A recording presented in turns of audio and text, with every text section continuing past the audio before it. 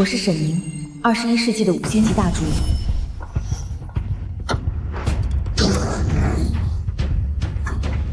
遭遇瓦斯爆炸后再一睁眼，发现自己穿书了，穿到了沈家不受宠的庶女身上。今天我要替嫡姐沈清嫁人，嫁给家道中落的傅延川。夫人，这行得通吗？万一被傅家发现了，行不通也得行。难道你舍得女儿去过那种吃糠咽菜的穷苦日子？别可是了，要不是怕咱们主动退婚影响女儿名声，我何至于出此下策？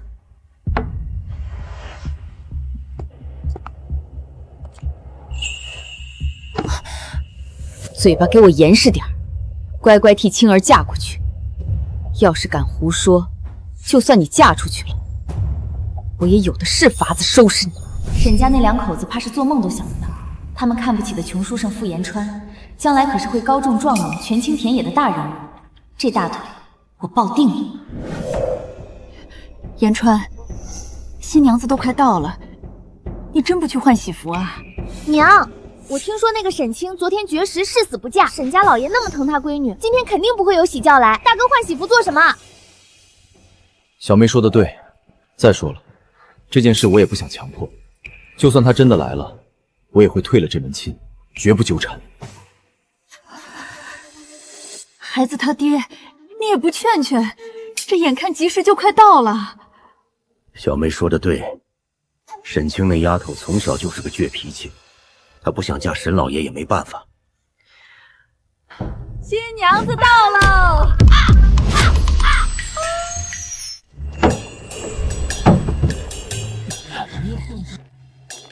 喜轿都来了，傅家怎么没一个人出来迎接？谁知道呢？不过也是奇怪，这沈大小姐不是不愿意吗？今天怎么这么安分呢？傅家怎么没一个人出来呢？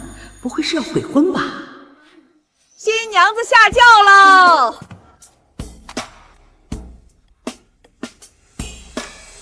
瞧，那沈家大小姐出来了。听说她先前死活不肯嫁呢，不知怎的，她竟嫁过来。听说那沈大小姐长得跟朵娇花似的，傅家这破落户可养不起。你看着吧，且有的闹呢。哟，新娘子莫嫌弃，这傅家虽然清静了些，但傅公子可是个读书人，以后少不了你的福气。不嫌弃，这傅延川未来可是当朝宰相，虽说现在穷了点儿，但我一个现代大厨还能饿死在这儿，我不嫌弃。沈清，你不是宁愿绝食都不愿意嫁到我家吗？怎的又来了？你要是觉得委屈，就回你的沈府去。你就是小妹吧？你说笑了。我既然来了，就说明我是愿意嫁进来的。她说她愿意嫁进来了，她这么说，必是怕乡亲们看笑话吧？沈姑娘，傅家庙小，容不下你这尊大佛。相公，你说什么呢？我已经进了傅家的门，生是傅家的人，死是傅家的鬼。从今天起，我就是你过门的媳妇儿，咱们踏踏实实过日子。沈大小姐，你沈家高门大户，你更是娇生惯养。我们傅家穷苦，一天只能吃2顿稀粥，你在这儿撑不过3天，何必自讨苦吃？哥，他指不定憋着什么坏水，想拿我们家寻开心呢。前几天还要死要活的不肯嫁过来，这才几天的时间就变了性子了，肯定是装的。娘，爹，我进了傅家的门，就是傅家的儿媳妇了。从今以后，你们怎么生活，我就怎么生活。天色也不早了，我这就去做饭。这哪能让你一个新媳妇动手？原本以为沈家不会嫁女儿过来，什么菜也没提前准备，这可咋办呢？行啊，既然你想装贤惠，那你去做啊。不过丑话说在前头，你要是搞砸了，让全家都得陪你饿肚子，我可饶不了你。大喜的日子，一家人好好说话。亲事已然敲定，我老婆子就不多再次叨扰，先行告辞了。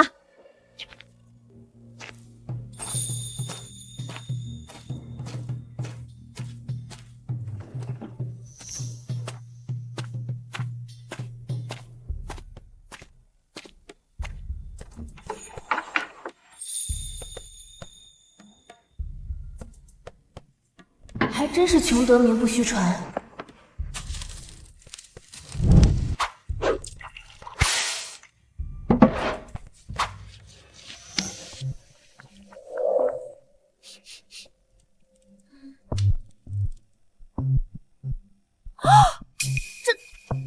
能？那个娇气的大小姐居然真的会生火做饭，还做得这么香。爹娘、小妹、相公，快来吃饭啦！家里的食材实在有限，我就简单做了点。爹娘你们千万别嫌弃啊！不嫌弃，这哪里会嫌弃？青青，快坐下一起吃。好吃。青青，你一个十指不沾阳春水的沈家大小姐，怎么会做这些？糟糕，只想着填饱肚子，忘了沈清是个娇生惯养的大小姐，从来没下过厨。娘，我在沈家的时候就喜欢听府里的厨娘们聊怎么做菜，今天也是我第一次动手做，不知道做的怎么样，只要爹娘吃得惯就好。吃得惯，太吃得惯了。这丫头真是聪明，第一次做就这么好吃。好吃！我长这么大，第一次觉得野菜粥也能这么好吃。相公，你又要读书又要下地辛苦了，多吃点。切，一个十指不沾阳春水的大小姐，听两句就能做饭，吹牛不打草稿，能有多好吃？怎么可能？小妹，怎么跟你嫂子说话呢？她刚进门就为全家操劳，你还挑三拣四。青青，我们家穷得叮当响，你嫁到我们家真是委屈你了。爹，不委屈，只要一家人一条心，日子总会越过越好的。这个沈家大小姐，似乎跟传闻中的完全不一样。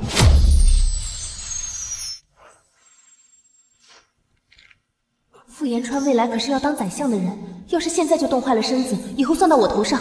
不行不行，他不能睡地上。相公，夜里地上凉，湿气又重，你还要读书呢，万一冻坏了身子骨可怎么好？你还是上床睡吧。男女有别，你我虽有夫妻之名，但我不能占你便宜。床给你睡，我睡地上便可。相公，你要是冻病了，耽误了明年开春的春闱，以后怎么考状元？我可还等着以后当状元夫人享清福呢。考状元，傅家如今连饭都吃不饱，更别说笔墨纸砚这一笔大开销，何谈科举？沈姑娘，你还是莫要拿我打趣了。我说你能行，你就一定能行。好啦，这床够大，我们一人睡一边。你若是不上床，那我今晚也陪你睡地上。算了，你睡里面，我绝不会碰你。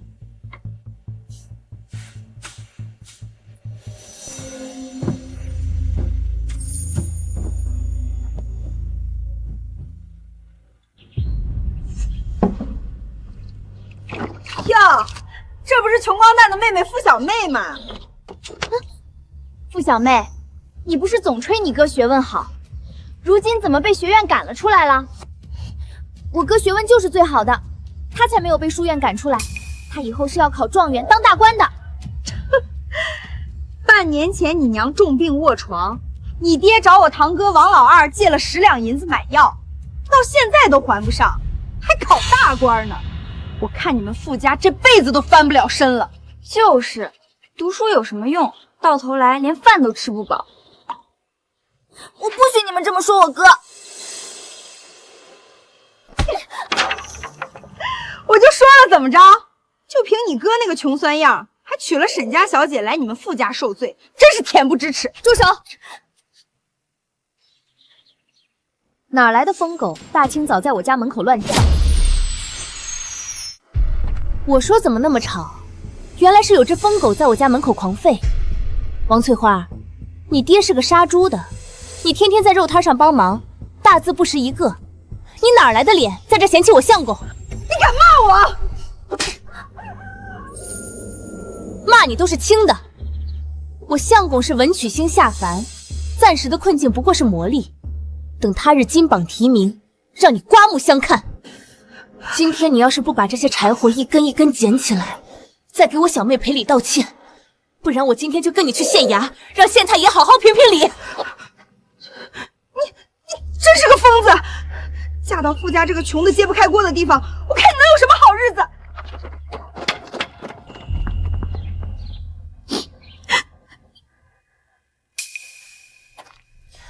别哭，以后有大嫂在，谁也别想欺负你。谁让你多管闲事？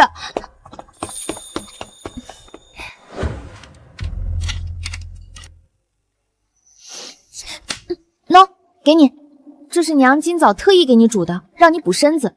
先说好，我可没有想讨好你，我只是不想欠你的情。谢谢小妹。娘，以后这鸡蛋还是留着卖钱吧，不用特意煮给我。你身子弱，咱家也没啥好东西，只有鸡蛋能给你补补身体。这年代的鸡蛋可是能换钱的宝贝，傅家这条件还舍得给我吃，正好我手里有点钱，等回来给傅家买点粮食和日常用品。吃了吧，这是娘和小妹的心意。这傅家虽然穷了点儿，但至少对我都是真心实意的，比沈家那俩人强太多了。相公，你们对我真好。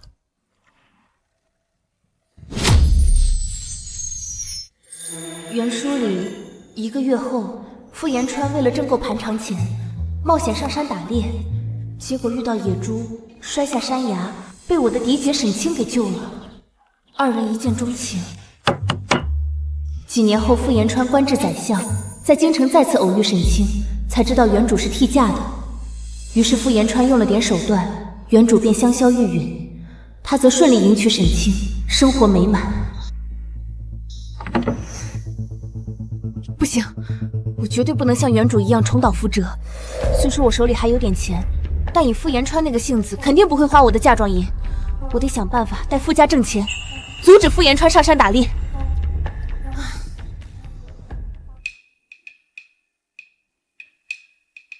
可我要怎么挣钱啊？对啊，靠山吃山，山上肯定有很多山珍野味。我一个21世纪的大厨，肯定能在这古代干出一番事业。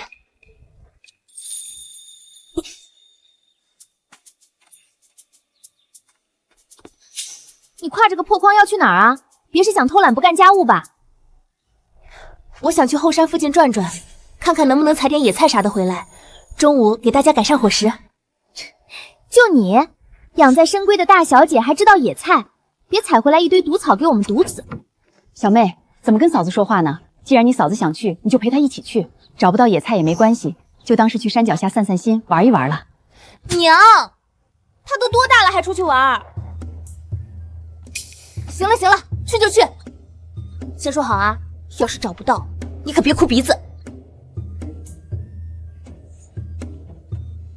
我说不来飞起来，浪费功夫。哎呦！小妹，摔疼没有？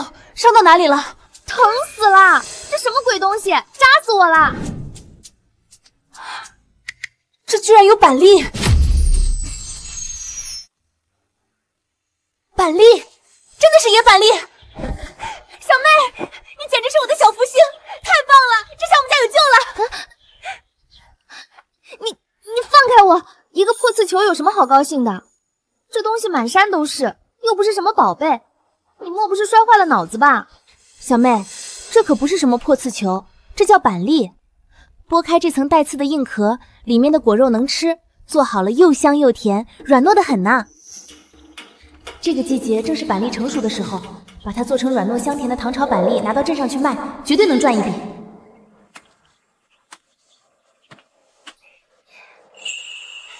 小妹，快来帮忙，多捡点，咱们好回家。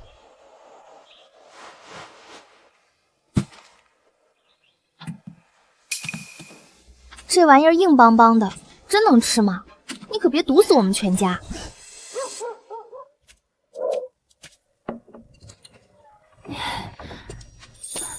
青青，小妹，不是说去采野菜吗？找到了吗？娘，野菜没找到，找到一堆刺球，沉死我了。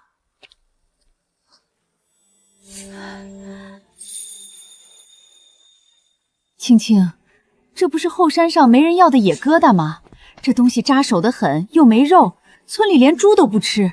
你们怎么捡了这么大一筐回来啊？这可是好东西，你们就看着吧。娘，这个叫板栗，去皮之后能吃，可香甜啦。你是怎么知道这东西能吃的？高门大户也教这个？糟糕，傅言川这状元郎的脑子转得太快了，一不留神就要被他看出破绽。啊，那个，我以前在沈家的时候，听府里的一个丫鬟提过，她说他们家乡那边就吃这个，不仅能填饱肚子，味道还特别好，所以我才记下了。又是丫鬟，上回的厨艺是听丫鬟聊天，这回的野果也是听丫鬟说。沈姑娘，你府上的丫鬟懂得未免也太多了些。相公，现在不是纠结这个的时候。啊，对了，爹，咱们家有没有那种黄豆大小、圆润一点的沙石？有，上回我去河边捕鱼，顺手带回来一兜子河沙，本想着留着修补墙角的，黄豆大小的正好有一大半。儿媳妇儿，你要那沙石做什么？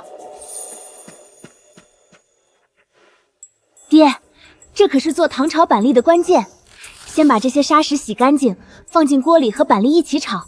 沙石传热快且均匀，能锁住板栗的甜味儿，炒出来的板栗才会又香又糯。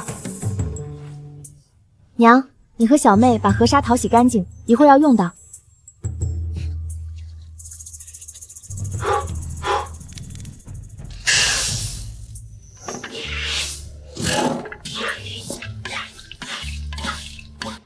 一个从小深居简出的沈家大小姐，竟然知道这种少见的民间吃食秘方，这可能吗？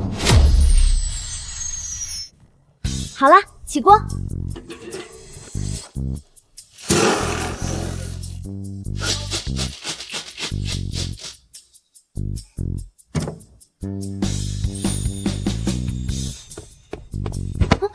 慢着，你确定这东西真能吃？万一有毒？放心吧，相公，绝对没毒。我先给你试毒总行了吧？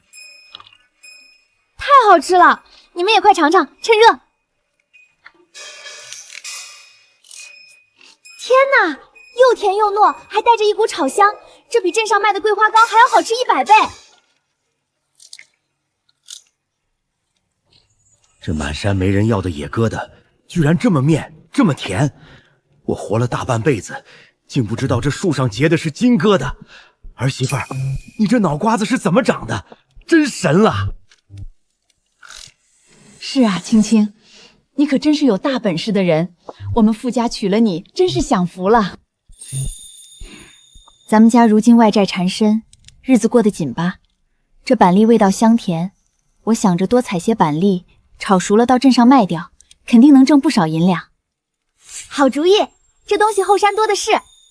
明日我陪你去。我从小在山里长大，哪里果子多，哪里路安全，我都清楚，总比你瞎跑一通要强。那就先谢谢小妹了。我们傅家娶了你这么好的儿媳妇儿，真是我们傅家的福气。相公，你觉得好不好吃呀？尚可。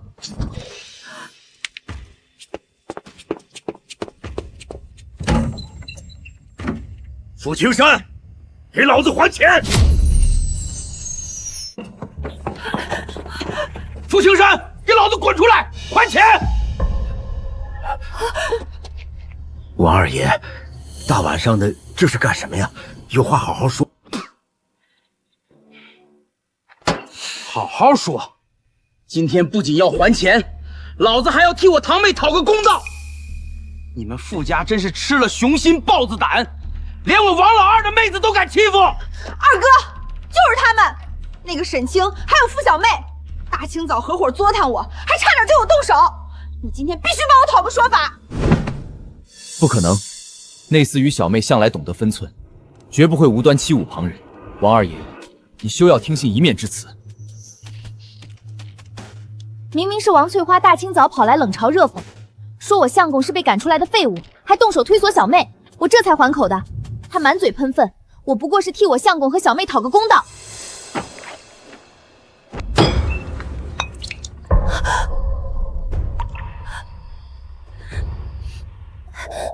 翠花姐，早上的事咱们各有对错，求你让你二哥别再为难我爹娘，我们一定会想办法还钱的。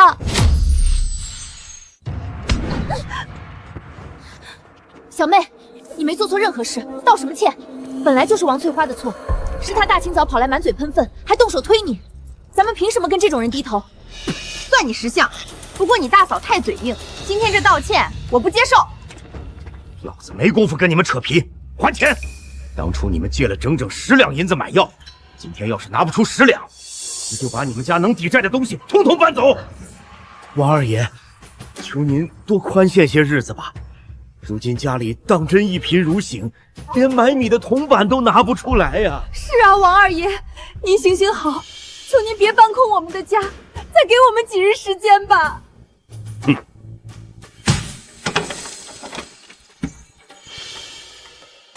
宽限？你家这大儿子不是学堂里的神童，未来的状元郎吗？读了这么多年圣贤书，连10两银子的药钱都挣不回来。哎，小子，你天天在家里当缩头乌龟，眼睁睁看着你爹娘低声求人，你还读个什么鸟书？我看你就是个百无一用的穷酸书生，百无一用的废物。呸！就是，连书院束修都教不起的泥腿子，还装什么清高？呸！是我没用，是我无能，空有一身学问，读遍圣贤书，到头来竟连10两银子都拿不出来，只能眼睁睁看着生养自己的爹娘在恶霸面前低声求人，受尽羞辱，根本就是个连家人都护不住的废物。既然没钱，那老子今天就把你家能抵债的东西全搬走。住手！这钱我们现在就还。还？青青，你糊涂啊！你哪来的钱还啊？娘，您别慌，我手里有钱，是我的嫁妆钱。出嫁前我娘心疼我，偷偷塞给我的，整整有50两呢，还这10两绰绰有余。不行，万万不可！那是你的嫁妆，是女子在婆家安身立命的根本。我傅家就算再穷，也绝不能动用新媳妇的嫁妆钱来填债。这传出去，我傅延川还算什么男人？相公，现在都什么时候了，你还要顾及这些虚礼？爹娘的身体要是垮了，这个家就彻底毁了。不可，绝对不可！留得青山在，不怕没柴烧。这嫁妆钱算我借给你的，等以后你考上了状元，有了出息，再双倍还我就是了。可这与理不合，那是你爹娘给你傍身的嫁妆，没什么不合的。在我心里，爹娘和小妹的安危比什么嫁妆都重要。相公，难道在你的眼里，我的名声和嫁妆比爹娘的腿还要重要吗？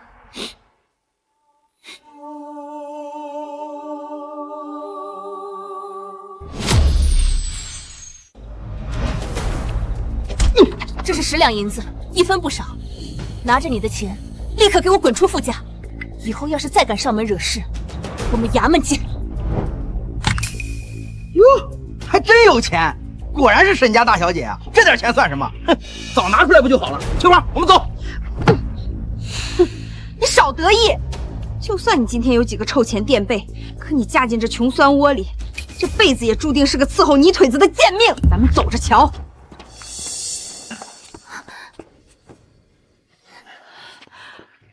儿媳妇儿，这次多亏了你，你真是我们傅家的救命恩人呐！是啊，青青，你真是我们家的大福星啊！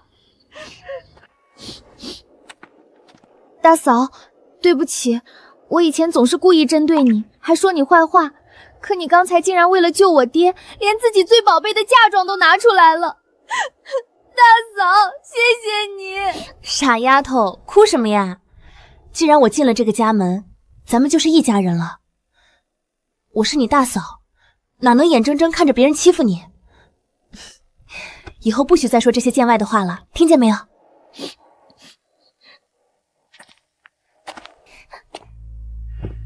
沈姑娘，今日之恩，傅某没齿难忘。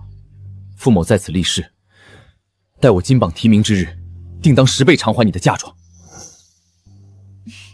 相公，一家人不说两家话，只要你从今往后好好读书，考上状元，就是对我最好的回报。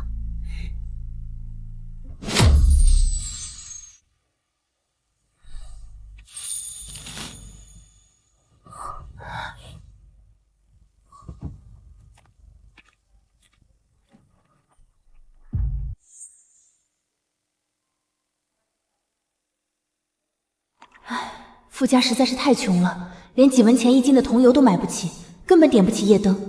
傅延川居然只能在这大冷天借着月光看书，还没等傅延川考上状元呢，估计眼睛就要先熬坏了。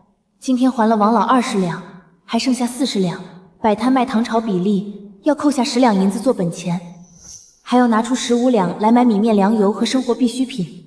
家里的米缸早就见底了，总不能挨饿。这么算下来，就剩下15两银子了。这点钱可不够进京赶考的盘缠，明天必须得摆摊挣钱了。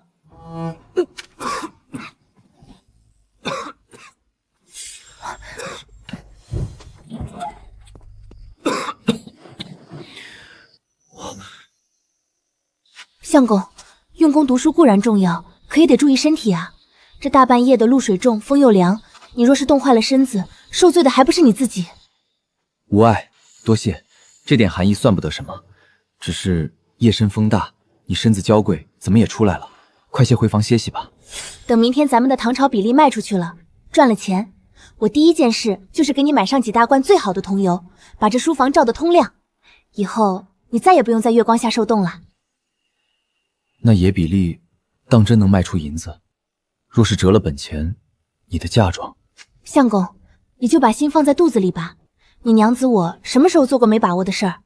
挣钱养家的事情交给我，你只管安心读书，等着当你的状元郎。好，依你。夜深了，你身子弱，先回房歇息吧，我再看一会儿。那相公也别看太晚了，早点歇息，我先进去了。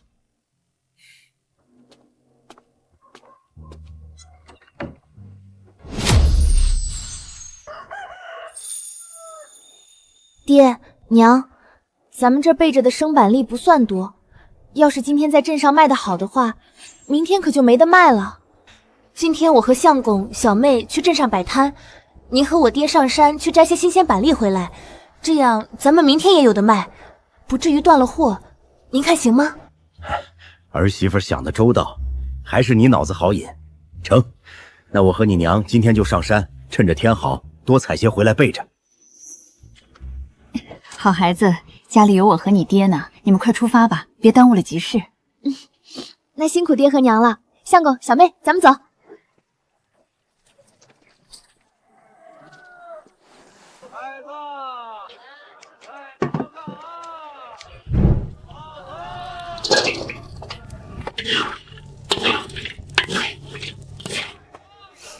这什么味道？这么香！这黑乎乎的是什么东西啊？我还没见过呢。这看着也不像瓜子儿啊。小姑娘，你这锅里翻炒的是个什么物件啊？闻着倒是怪香的，就是这长相奇特，能吃吗？大娘，这叫糖炒板栗，是山里的珍宝，您尝尝，免费的，不好吃不要钱。哎呀，这东西怎么这么香甜，又面又软，还带着股焦糖香，这可比烤红薯要好吃太多了。姑娘，给我来2大包，我带回去给我家孙子尝尝。好嘞，大娘您拿好，2包共20文钱。给我来1包。我也要1包。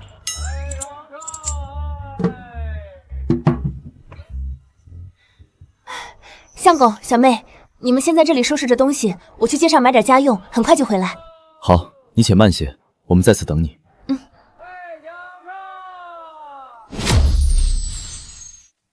姑娘要买些什么？掌柜，给我拿1叠宣纸、2支毛笔、2块墨条。对了，挂在柜台上的那盏防风桐油灯怎么卖？姑娘好眼光，这灯防风效果极好，火光也亮，要价半两银子。成，连同这2斤桐油我全要了，麻烦掌柜帮我包好。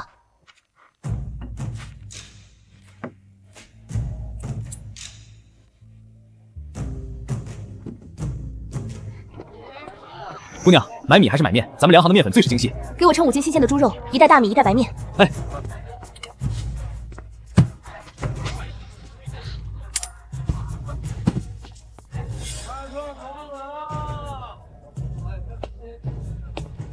大嫂，你可算回来了，怎么买了这么多东西？这背篓沉得很，里头装了啥呀？买了5斤白面，1袋大米，1块五花肉，今晚咱们包饺子吃。哦，对了，还有这个。相公，这是给你的，以后深夜读书点这个灯，火光旺还不伤眼，你再也不用借着月光受冻了。还有这些。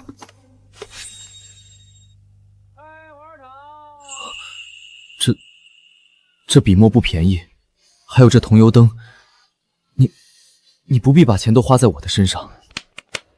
相公是要考状元的人，工欲善其事，必先利其器。花在相公身上的钱，那怎么能叫花呢？这叫投资。沈清不过是一介弱女子，却为了我的学业和这个家，不辞辛劳的摆摊挣钱。傅延川啊，傅延川，你若再不拼尽全力金榜题名，如何对得起沈清为你受的这些苦？好啦，别发愣了，咱们赶紧去雇辆牛车回村里去，爹娘还在家等着咱们吃肉呢。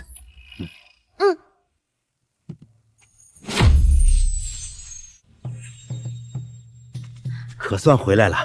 今天在镇上卖的怎么样？那板栗有人要吗？爹娘，你们都不知道那场面有多红野，咱们带去的板栗全都卖光了，一丁点都没剩下。哎呀，真的啊！那山里的野果子真能换来钱啊！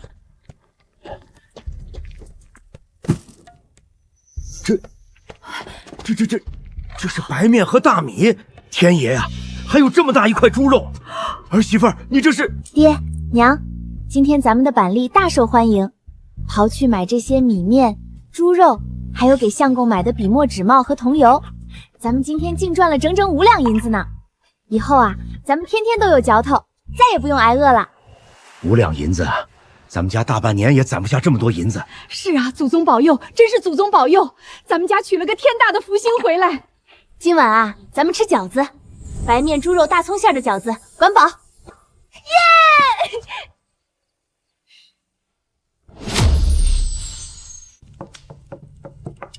青青啊，老婆子活了大半辈子，还从没见过这么好看的饺子。今天托你的福，咱们全家也能吃上一顿白面肉饺子了。相公，你这饺子皮擀的中间薄边缘厚，一会儿煮了可是要破皮的。读书你在行，这灶房里的活儿你可得多跟我学学。青青教训的是，父某愚钝，以后定当虚心求教。哥哥成了大花脸喽！大嫂，你快看我哥，他真笨。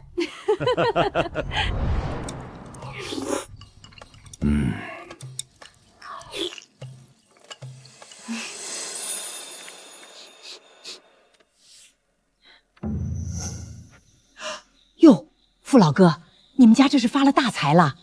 昨天王老二才上门逼债，今天你们家居然吃上精白面和猪肉饺子了，这得花多少银子啊？刘大娘没发什么财，不过是今天去镇上做点小买卖，赚了几个辛苦钱，给家里改善改善伙食。大娘若是不嫌弃，进来尝2个。呸！神气什么？昨天还发愁家当要被搬空，今天就吃上肉了，指不定是这新媳妇干了什么见不得光的勾当，才弄来的来路不明的钱。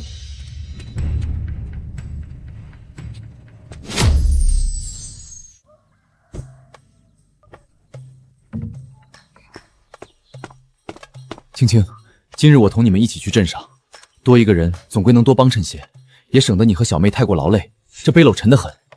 相公，今天你可不能跟着去，春闱科考在即，你现在的重任是待在家里好好读书。咱们傅家能不能改换门名，全指望相公你呢。可是，让你和小妹2个姑娘家去抛头露面背负重物，我于心何安？读书虽重，却也不差这一日半天。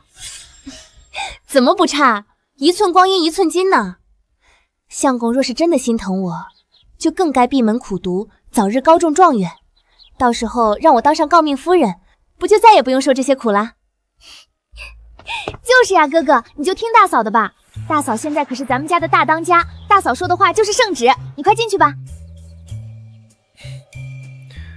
好，那你们一路小心，早些卖完，早些回来。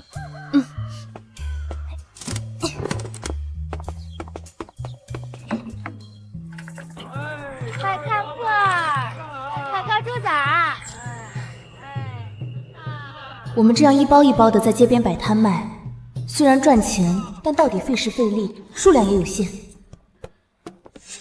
对呀，如果能把生板栗直接成批供货给镇上的大酒楼，不仅省去了我们每天风吹日晒摆摊的辛苦，酒楼收获的价格肯定也更高，这才是做大生意的路子。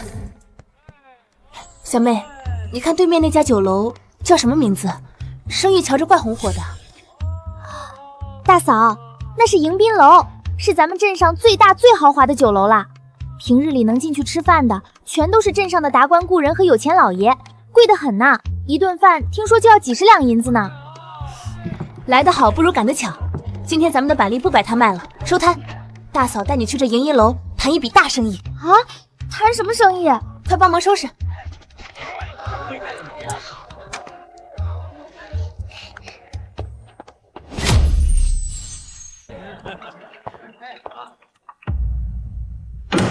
去，哪儿来的黄毛丫头？咱们这可是高档酒楼，不买剩饭，要讨饭去后巷去。掌柜，您看走眼了，我们可不是来讨饭的，相反，我们是来给迎宾楼送大财路的。送财路？就凭你们？丫头，大话可别说太早。老子在这镇上开了20年酒楼，什么山珍海味没见过，你能有什么财路啊？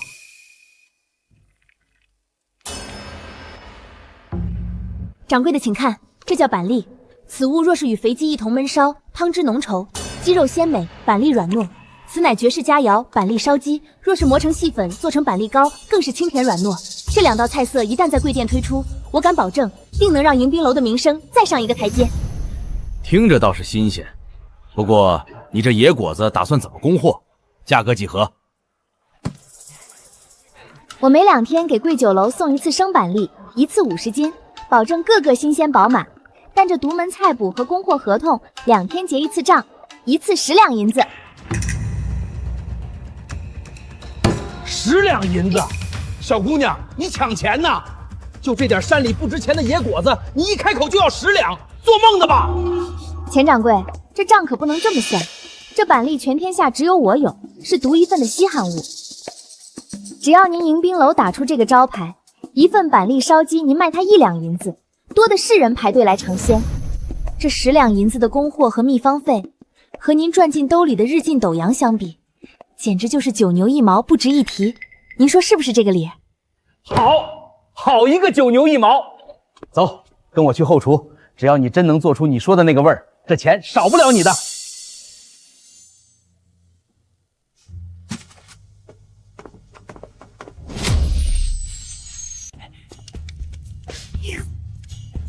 绝了！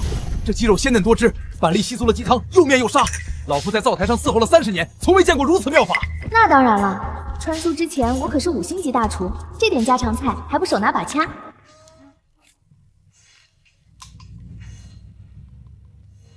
妙啊！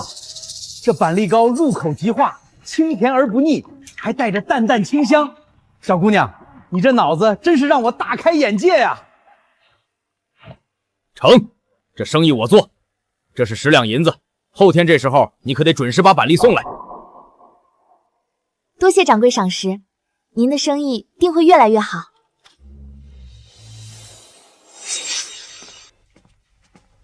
2位姑娘要买些什么？这匹粉色罗裙是新到的苏绸，最衬年轻姑娘。小妹，今天咱们赚了大钱，大嫂给你买身新衣服。大嫂，不行的，这钱得攒着，以后哥哥进京赶考要花很多银子，我穿旧衣服就行了。掌柜的，别听这丫头的，把这2样给我包起来。好嘞，姑娘爽快，2样一共1两银子。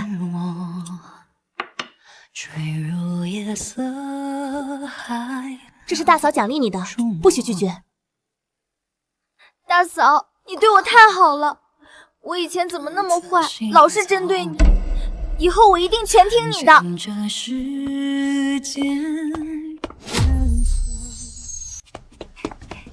爹娘，快看大嫂给我买的新裙子和漂亮珠花，好看吗？好看，真像个福娃娃，可这得花不少钱呢。咱们家如今……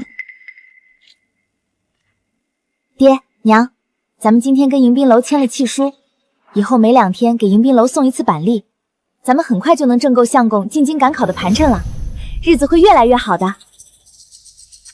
相公，你只管在家里安心读书，盘缠和家计有我呢。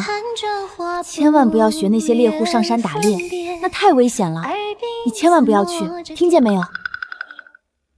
要是傅延川像原书里一样遇到沈清，那我这一切可就都白费了。绝对不能让傅延川和沈清相遇。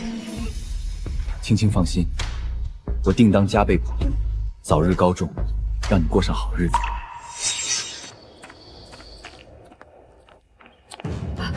娘，您这是怎么了？青青，你爹今天独自上山砍柴，到了这会儿还没回来。延川不放心你爹的安危，背着绳索急匆匆的进深山去寻找你爹了。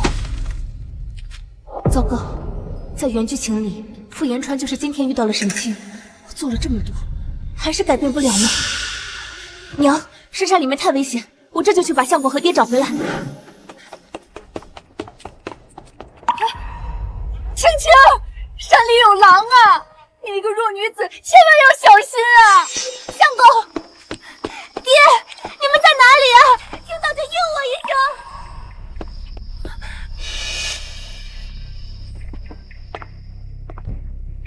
哎呀，我当是哪儿来的乡野村姑，在山里乱转，原来是我的好妹妹沈凝啊！你竟然还活着呢！瞧瞧你这身上穿的灰扑扑的，真是粗鄙的紧。沈清，是你？佛门清净之地，你这般虚伪的嘴脸，也不怕污了菩萨的眼？我的好妹妹，替我嫁给那个穷鬼，日子一定过得很精彩吧？万一哪天穷得活不下去了，过来求我，我可能还会赏你一个铜板呢。姐姐还是多操心桑心自己吧。人在做天在看，我相公虽如今清贫，但他满腹经纶，人品高洁，迟早会金榜题名。到时候，姐姐可千万别后悔今日的选择。后悔？我后悔没嫁给一个穷书生，真是天大的笑话。庶女配穷为，你们一辈子都只配在泥潭里挣扎。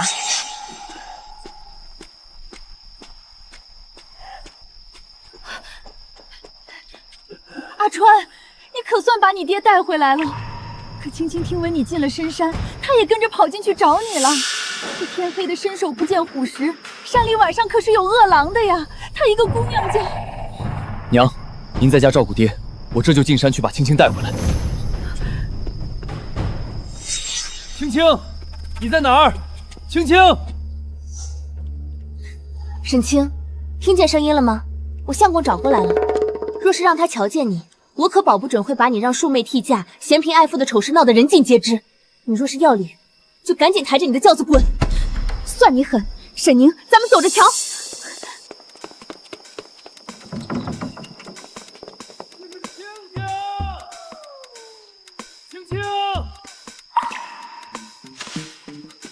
青青，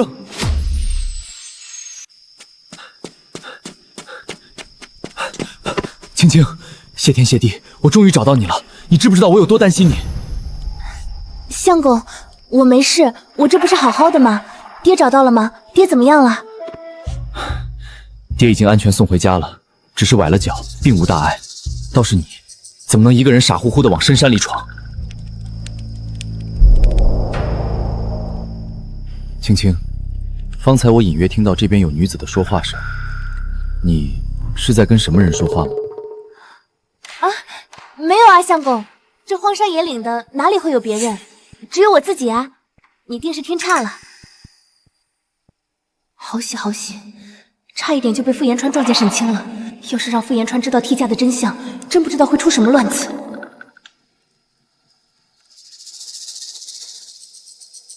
她真的是沈清吗？传闻中，沈家的嫡长女沈清傲慢无礼，娇生惯养，十指不沾阳春水，更写完会做板栗烧鸡和板栗糕这种奇特的美食，还懂得跟酒楼掌柜谈生意。相公，咱们回家吧。罢了，这些日子以来，是眼前的女子不离不弃的照顾我，是她拼尽全力撑起这个家，也是她把爹娘和小妹当成亲人。无论她到底是谁，她都是我傅延川的妻子。青青，以后无论发生什么事，都绝对不许一个人上山了，听明白了吗？相公，我知道了，以后我都听你的，再也不让你担心了。咱们快回家吧，娘在家里肯定等急了。好，我们回家。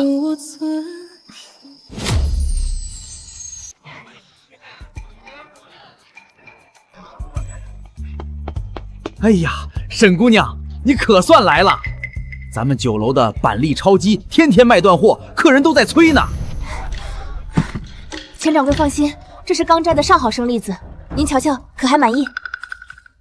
满意，太满意了！这是10两银子，姑娘拿好。钱掌柜合作愉快，那我先回村去了，过2天再给您送货来。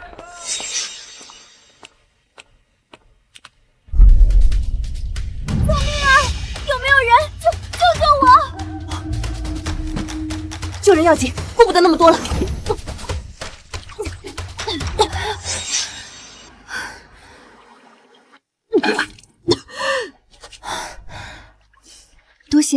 多谢姑娘救命之恩，若非姑娘仗义相救，我今日怕是要命丧于此了。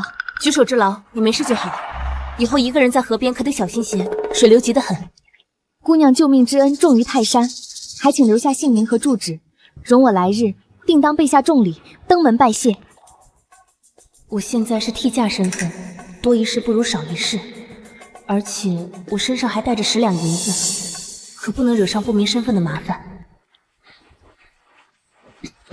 真不用了，路见不平而已，名字就不必留了。我还有急事，先走一步，告辞。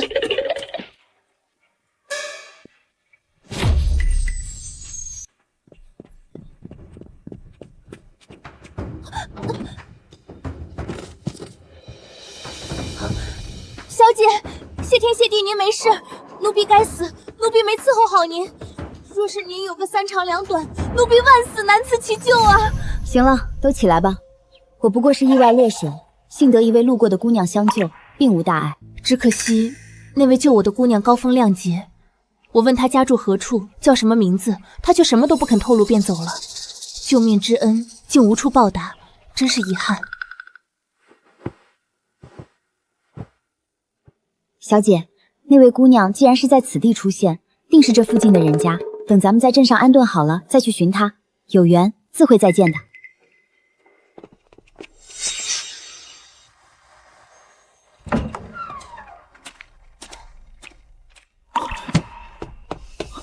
青青，你这是怎么了？衣服怎么又湿又脏？是不是在路上遇到什么歹人了？相公，我没事，你别慌。就是回来的路上，瞧见河里有个姑娘落水了，我用岸边的长竹竿把她拉了上来，衣裳被河水溅湿了些。胡闹！你知不知道那河岸有多滑？万一脚下不稳，连你也跌进水里，该如何是好？下次再遇到这种事，先大声呼救，尽量找旁人帮忙，听见没有？好啦，相公，我知道错了，以后再也不敢了。这不是救人心切吗？我向你保证，以后一定先护好自己，好不好？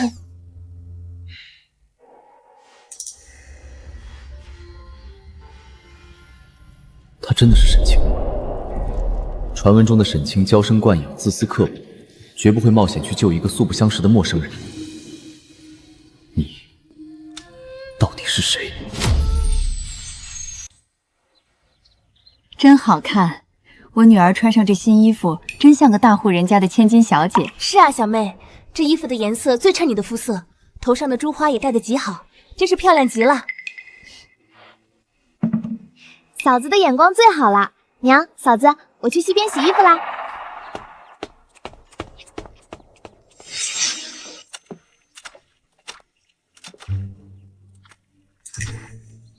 哟，小妹今儿个真俊啊！穿上这新衣服一打扮，简直就是我们桃花村最漂亮的小姑娘了，可不是嘛？这水灵灵的样，谁家小伙子娶了去，真是好福气。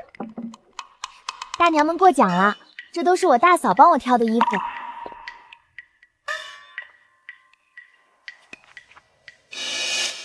土包子，丑死了！我才是桃花村最漂亮的姑娘。呸！丑死了！穿的什么衣服啊？简直俗气死了！翠花姐，我觉得你才是咱们桃花村最漂亮的姑娘。傅小妹和你比，简直连地上的泥巴都不如。哼，那当然了。瞧傅小妹头上戴的那朵破珠花，一看就是街边几文钱的便宜货，也配跟我比？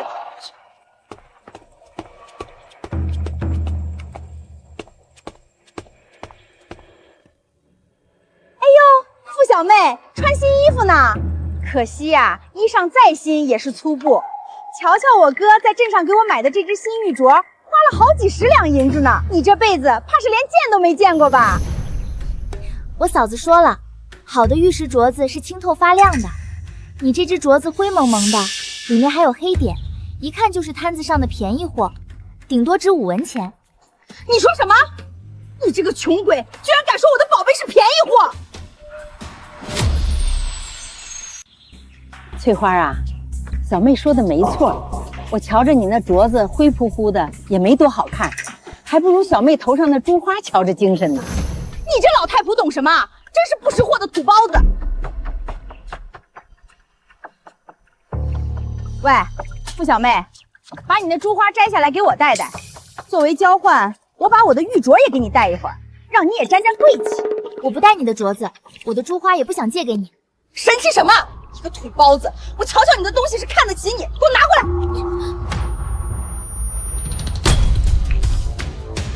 你的镯子，我几十两银子的镯子啊！付小妹，你这个小贱人，你赔我镯子！我锅里还烧着水呢，我先回来。我锅里煮着粥呢，我也得走了。付小妹，你别想走！你弄碎了翠花姐这么贵的镯子，今天不赔钱，休想离开这儿！分明是王翠花自己扑过来抢我的东西，王翠花自己摔倒的，凭什么赖在我头上？放开我！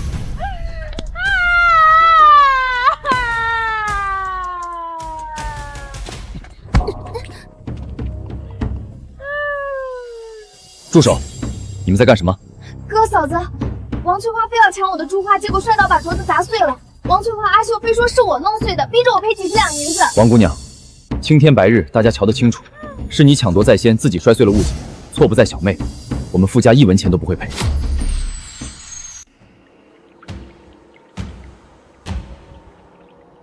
好几十两银子，王翠花，你蒙谁呢？这镯子料子灰扑扑的，分明就是街边最劣质的石料做出来的假货，顶多值20文钱。你倒好，跑到这里来讹诈了？你放屁！这就是我哥在镇上买的和田玉，你这个穷酸货根本不懂。内子自幼在富贵人家长大，穿戴皆是上乘之物。他说这物竟是劣质石料，便断不会看错。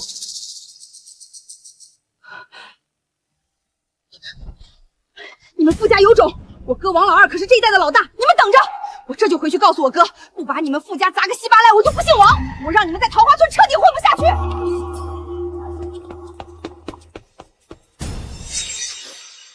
都怪我不好，我不该去溪边洗衣服，惹到王翠花。他哥那么不好惹，万一他们真找上门来，可怎么好啊？小妹别哭，这不怪你，是那王翠花骄横惯了，没有这次也会有下次。王老二是个不讲理的地头王，若王老二天天带人来纠缠，咱们付家可如何应对？爹娘，相公过些日子本就要进京赶考的，依我看，咱们干脆全家一起进京吧。这些日子咱们已经攒了200多两银子了，到了京城，咱们租个房子，再做点小生意，总能生活得下去。相公，你觉得这样可行吗？青青这个主意极好，只要我们一家人齐心协力，在哪里都能生根。成，既然阿川要去赶考，家里又有了这200多两银的底气，咱们收拾东西到京城安家。好，那咱们今晚就辛苦些，连夜把值钱的家当都收拾齐整，咱们全家去京城。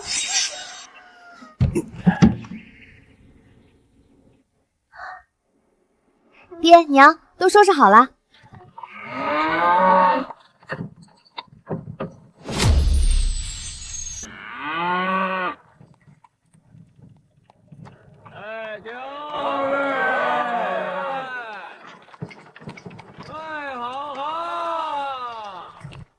娘，您快看，这京城也太繁华了吧！这楼盖的比咱们镇上的客栈还要高出好几倍呢。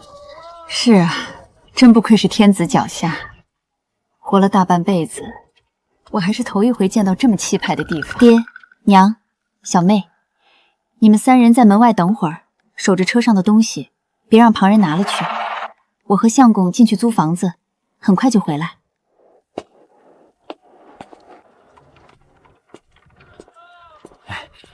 二位客官可是要租房？在这京城里，小的手里的房源最是齐整，想要什么样的都有。我们要租一处带院子的宅子，位置不必太繁华，但要干净整洁。那巧了，城西有一处停滞的小园儿，原是个豆腐房，院子宽敞。不过那地段1个月得要30两银子。掌柜的，你莫要欺负我们是新来的。咱们刚才进城，瞧见西城门进出的多是运货的粗汉，可见西城并非达官显贵聚集地。20两1个月，合适的话，我们现在就签1年契约。姑娘真是个会瞧门道的。成，20两就20两。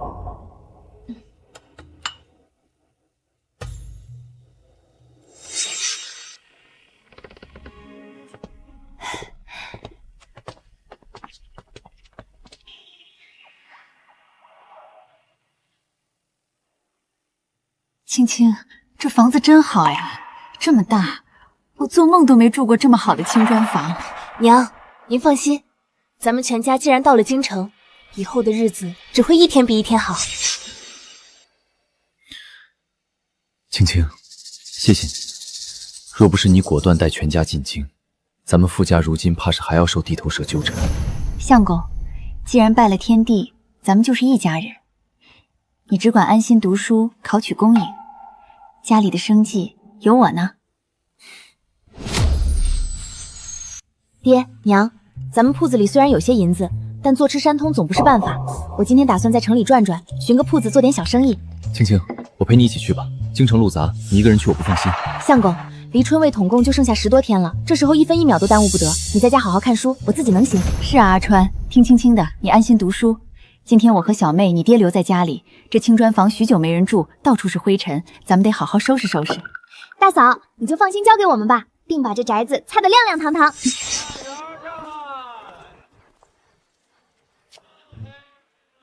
这位置倒是还不错。姑娘，你是来瞧房的？大叔，这铺子怎么租？先前是做什么买卖的？先前是个面馆儿，只是这地段不聚财，生意惨淡。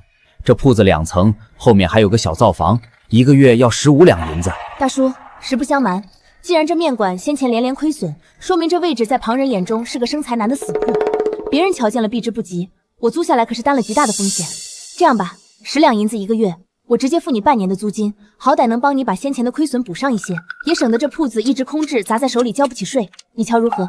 成，姑娘是个痛快人，那就10两1个月，咱们这就签契书。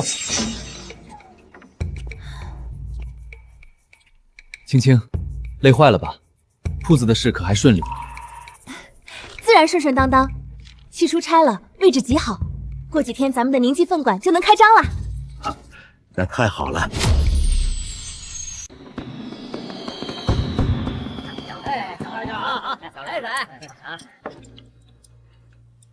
青青，多亏了你张罗，咱们这饭馆开张大吉，我悬着的心总算落下来。娘，这才是刚开始呢，只要咱们饭菜味道好，以后生意定会一天比一天红火。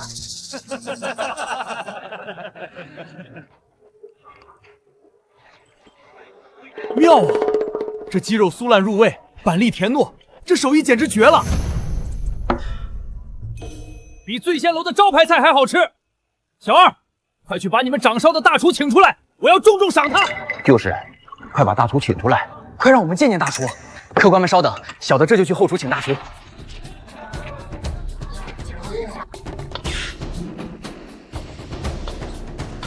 掌柜的，大堂里吃客们都闹开了，非要见见做菜的神厨，拦都拦不住。成，那我便出去见见。娘，这锅焖笋你帮我看着火候。去吧去吧，这里有我呢。这真是多文化，真是啊！各位客官，小店今日开张，不知饭菜可还合胃口？你就是大厨？这掌勺的居然是个这么年轻俏丽的姑娘家。正是小女子，只要大家吃得开心，以后常来便好。这女子可真是厉害，巾帼不让须眉啊！娘，咱们回家吧。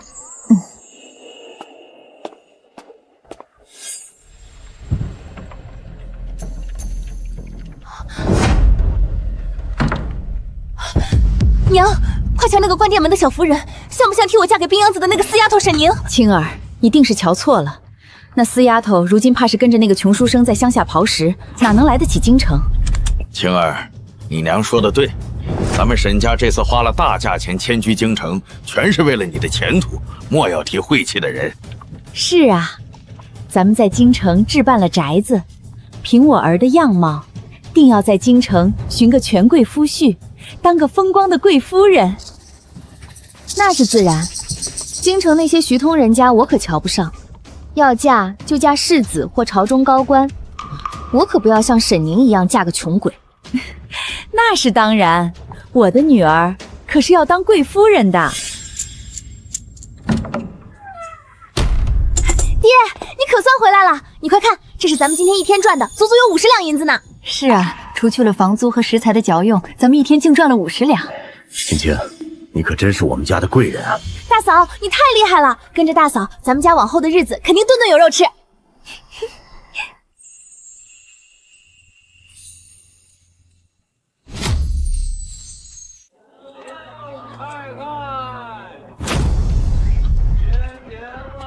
相公，我突然想吃街角那家摊子的糖葫芦，你帮我去买一串好不好？好，你在此处等我，切莫乱跑，我很快就回来。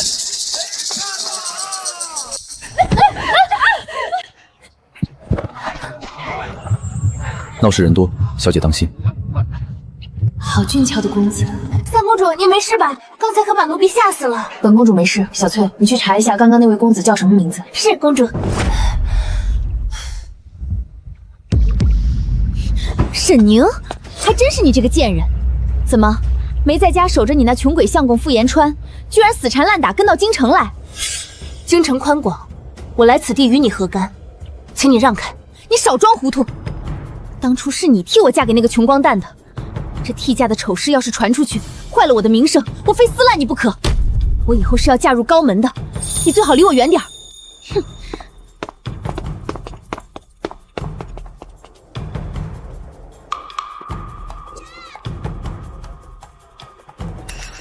原来她真的不是沈清，我的怀疑没有错。我不想再骗她了，一个谎要用更多的谎去圆。相公，若是一个女子，她因为逼不得已欺骗了她的相公，她其实根本不是她相公原本要娶的人，你会怪她吗？我不会怪她，她也没有选择。相公，对不起，我确实不是沈家的嫡女沈清，我只是个替嫁过来的庶女，我叫沈宁。我知道宁儿，在河边我就知道了，我不怪你，在我心里，无论你叫什么都不妨碍你是我的妻子。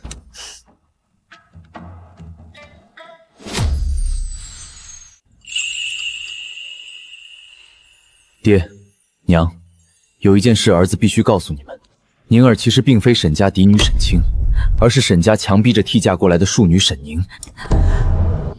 爹娘，我并非有意隐瞒身份，还请爹娘原谅。傻孩子，罚你作甚？若不是你嫁过来，傅家哪有今天的好日子？儿媳妇儿，你进门后的孝顺懂事，爹娘都看在眼里。不管你以前是谁，你都是我傅家唯一的儿媳。大嫂，你就是我亲大嫂，那个什么沈大姑娘，连你一根手指头都比不上。爹，娘，宁儿此生都是我的妻子。叫你们这儿掌勺的厨娘出来！一个乡下来的黄毛丫头也敢在西街开馆子？客官，咱们东家正在后厨忙着，您若是要用饭……呸！哼，我是醉仙楼的掌勺刘一手，他那道板栗里脊抢了我们不少风头，今日我非要跟他比试比试。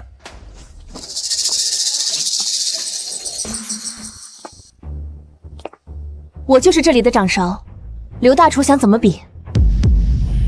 就是你这个黄毛丫头，成就比你们的招牌菜。若你输了，立刻关门歇业，滚出西街。好，若你输了，便要亲口承认我宁记的菜更胜一筹。好，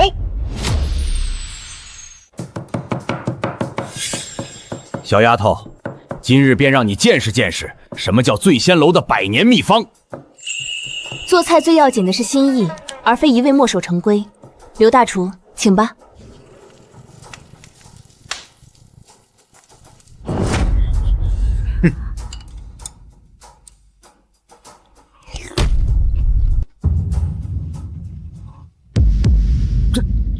这鸡肉怎会如此酥烂却不柴？这清甜的味道是什么？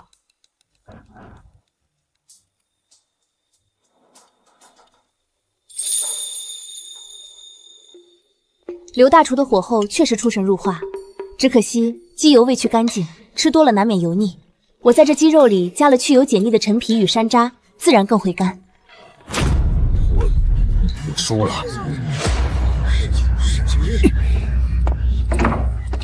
刘大厨，既然输了，便请履行方才的赌约。是我刘一手技不如人，宁记的菜确实比我醉仙楼更胜一筹。宁儿，你真厉害。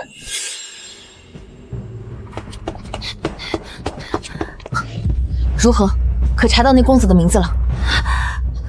回公主，那位公子名叫傅延川，是今年来京城参加春闱的寒门学子。傅延川，倒是个好名字。听说这位傅公子才华横溢，文章写得极好，如今是京城里夺取状元呼声最高的人选呢。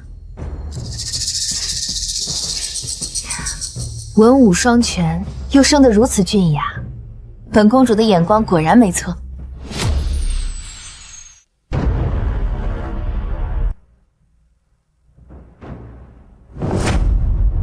傅延川，你文章锦绣，见解独到，新科状元非你莫属。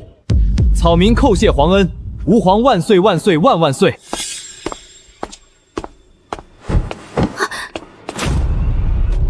傅延川，还认得本公主吗？花灯闹事，是你救了本公主。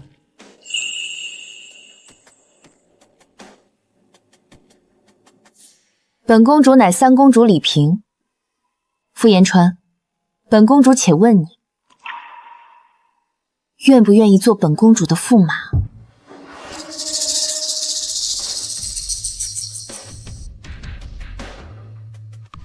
多谢公主厚爱。草民家有发妻，在草民贫贱时不离不弃，草民此生绝不负她，不能做公主的驸马。为了一个乡野村妇，你竟敢拒绝本公主，你可要想清楚后果。草民心意已决，微臣告退。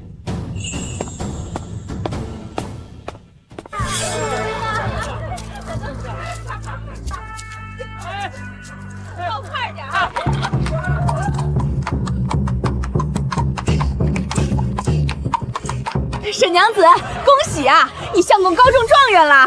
同喜同喜，多谢大娘，大家大吉大利。宁儿，我回来了。咱们傅家能有今天，多亏了你们小两口齐心协力。这第一杯酒，敬我的贤妻沈宁。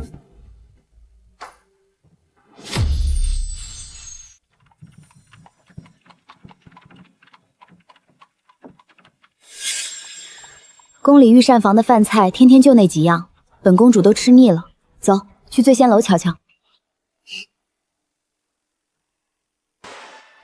公主，醉仙楼现在可不是京城最厉害的了，如今西街开了家宁记饭馆，生意比醉仙楼还好呢。哦，一个新开的饭馆能比醉仙楼还红火？那家掌勺的是个年轻姑娘，连醉仙楼的刘大厨都比输了，大家都抢着去尝鲜呢。有点意思，那本公主今日偏要去这宁记饭馆尝尝。快看看啊！小姐，那边有空位。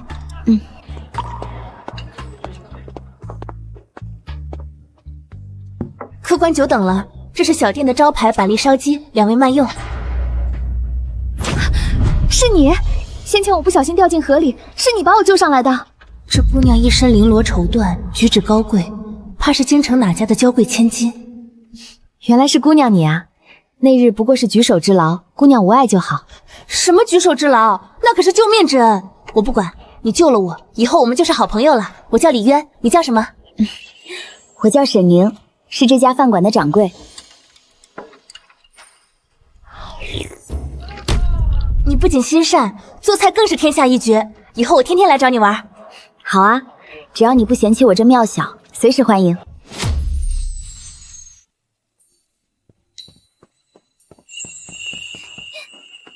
母后，儿臣今日在宫外尝到了全京城最好吃的美味，连御膳房的百年老方都比不上呢。你呀，整天就知道往宫外跑，什么好吃的能让你这般念念不忘？是一家叫宁记的饭馆，而且那掌勺的姑娘，就是前些日子在桃花村救了儿臣的恩人。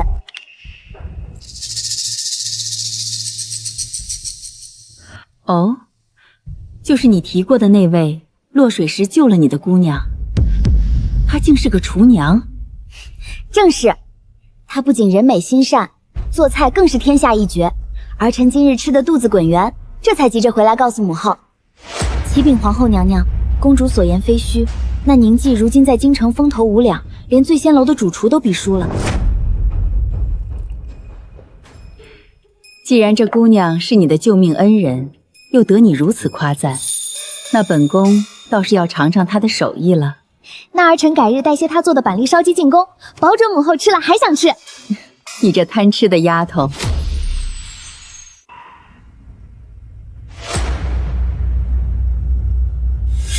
王大娘，您是京城最灵通的，您看我们青儿琴棋书画样样精通，那礼部尚书家的庶子可否帮着牵牵线？沈夫人，老身劝您还是别白费心思了。尚书家虽说是庶子，那也是眼界高过天的高门大户，人家放出话来，夫人若不是正3品以上，连门槛都进不去。我家虽不是权贵，可我是沈家嫡女，相貌身段哪样差了？我怎么就配不上他了？沈大姑娘，你家不过一介商贾，在这京城一砖头能砸倒一大匾，就你这出身，还妄想当尚书府的贵夫人，简直是痴心妄想！哼，老身可没这天大的本事，告辞！真是心比天高，也不照照镜子看看自己什么样子。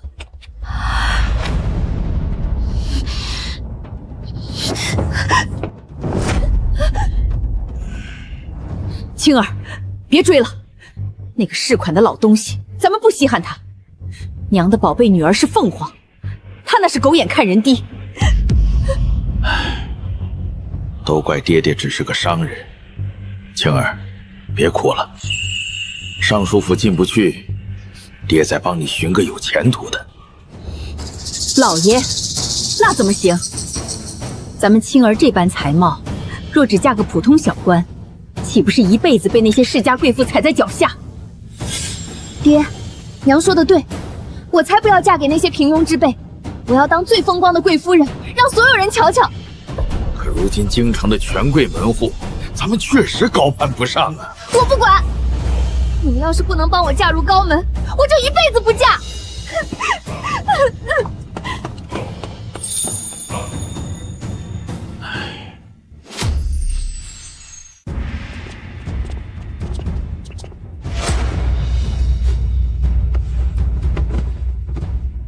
奉天承运，礼信诏曰：新科状元傅延川才华玉毅，品行端正，特授翰林院修撰之职，钦此。微臣傅延川领旨，叩谢皇恩。吾皇万岁，万岁，万万岁！公公一路辛苦，家中备了些热茶点心，还请公公和几位小哥稍作听歇。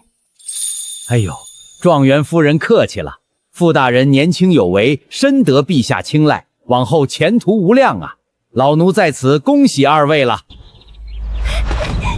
大嫂，大哥当官了，是翰林院的官，我们傅家真的出人头地了。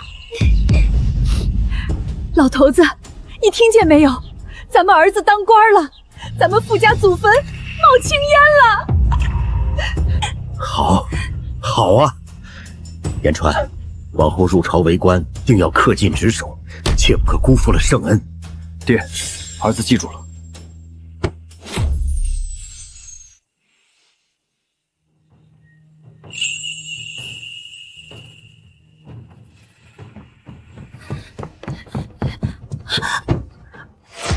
启禀公主，奴婢方才去吏部打听过了，那新科状元傅延川确实已经娶了亲。当真娶了？是哪家尚书府的千金，还是哪个国公府的嫡女？竟敢抢在本公主前头！回公主，都不是。那妇人叫沈宁，是个乡下来的粗鄙女子，如今在西街开了个叫宁记的饭馆，自己当厨娘呢。厨娘？傅延川宁可要一个满身油垢的低贱厨娘，也不愿做本公主的驸马，简直是自甘堕落！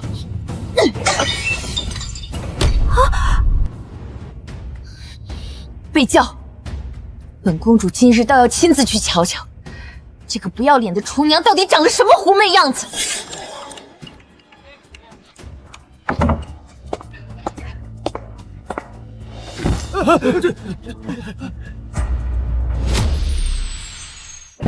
哎呦，各位客官，你们这是干什么？咱们宁记开门做生意，可没得罪诸位啊！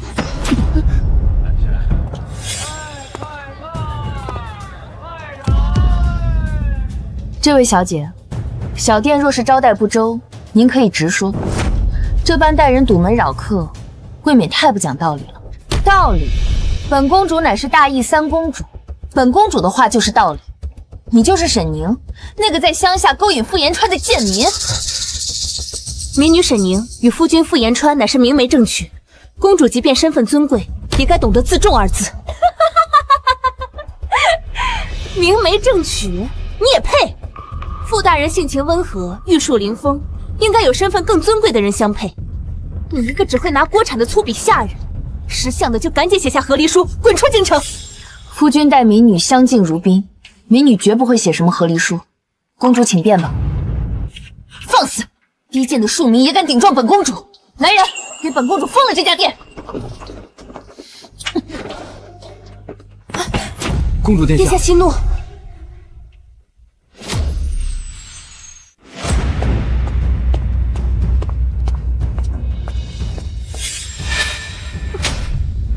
住手！李平，你光天化日之下仗势封殿，眼里还有没有父皇？有没有大燕王法？李渊，你少在这多管闲事！这个贱人抢了本公主看上的驸马，本公主今日非让他关门不可。参见公主殿下，我与夫君傅延川乃是明媒正娶，何来抢夺二字？抢？傅大人与宁姐姐成婚在先，你堂堂三公主强抢有夫之夫，竟还敢在这恶人先告状！宁姐姐，你受惊了，我竟不知你就是新科状元傅大人的结发妻子。多谢四公主殿下相救，夫君确实是傅延川，明雅方才不知该如何解释。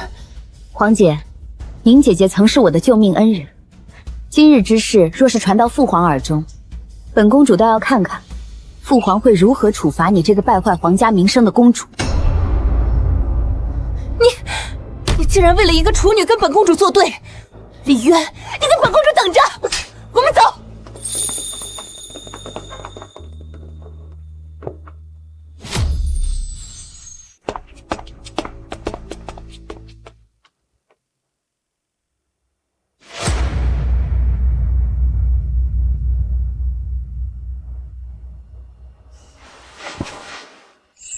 民女沈宁，先前不知是四公主殿下驾到，多有怠慢，还请公主殿下恕罪。宁姐姐，你快请起，这可折煞我了。你救了我的性命，在我心里，你永远是我的恩人姐姐，莫要行这些皇家虚礼。民女先前只当殿下是哪家的富家千金，没成想竟是金枝玉叶。今日若非殿下及时赶到，民女少不得要吃些苦头。我那三姐向来骄横霸道，你别跟她一般见识。不过，我真没想到，你竟然是新科状元傅延川的夫人。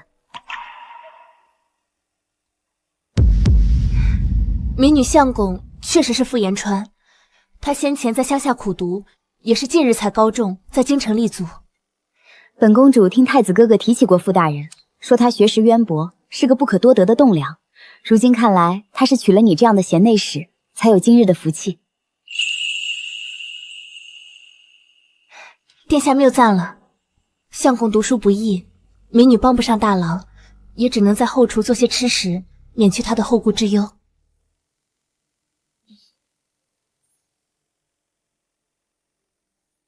宁姐姐做的菜，莫说是傅大人，就是本公主也馋得紧呢。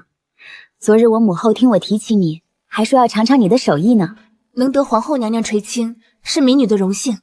民女明日便备下几道招牌菜，由殿下带入宫中。那太好了，一言为定。明日我让喜儿来取，在宫外你以后便叫我渊儿，别一口一个殿下了。那就听渊儿的。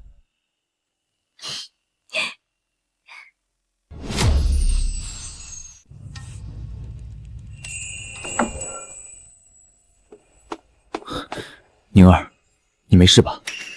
今日在朝中，我听四公主李渊提起了三公主李去饭馆寻你麻烦的事，你可有受伤？相公放心，我没事。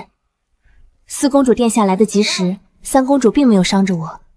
你瞧，我连一根头发都没少。都怪我没用，如今在京城落脚，却连你都护不住。李萍嚣张跋扈，若非四公主赶到，你今日定要吃大亏。宁儿，对不起，我之前没将三公主纠缠我的事情告诉你，是怕你平白担心。但我傅延迟发誓，我此生绝无高攀皇亲，去当什么驸马的心思。傻相公，你的心思我怎会不知？若我连这点信任都没有，又怎配做你的妻子？莫要再自责了。明日我便向皇上阐明此事，让皇上主持公道。万万不可！你新官上任，若因此事惹怒了三公主，对你的仕途大有影响。仕途再重要，也比不上宁儿你的平安。若连发妻都互不招全，我要这老日子端直又有何用？宁儿放心，我不会让你受委屈。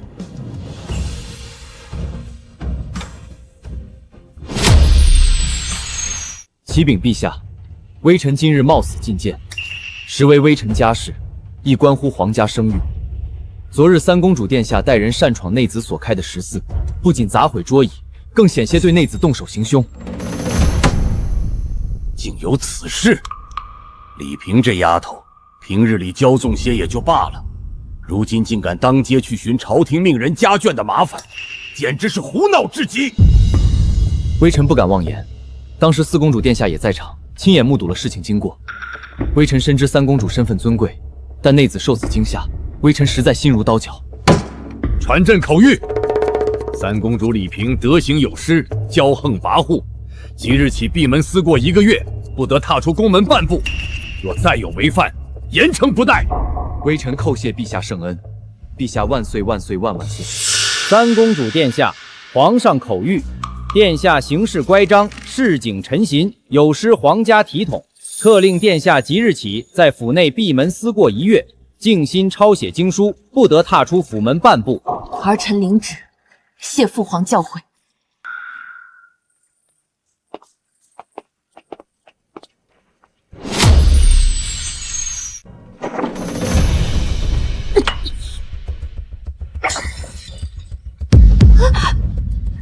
公主息怒，公主小心伤了身子啊！息怒？本公主怎么息怒？定是沈宁那个贱人吹了枕边风，让傅延川去父皇面前告了御状。公主，如今皇上下了禁足令，咱们还是先忍一忍吧。忍？本公主这辈子都没受过这种屈辱。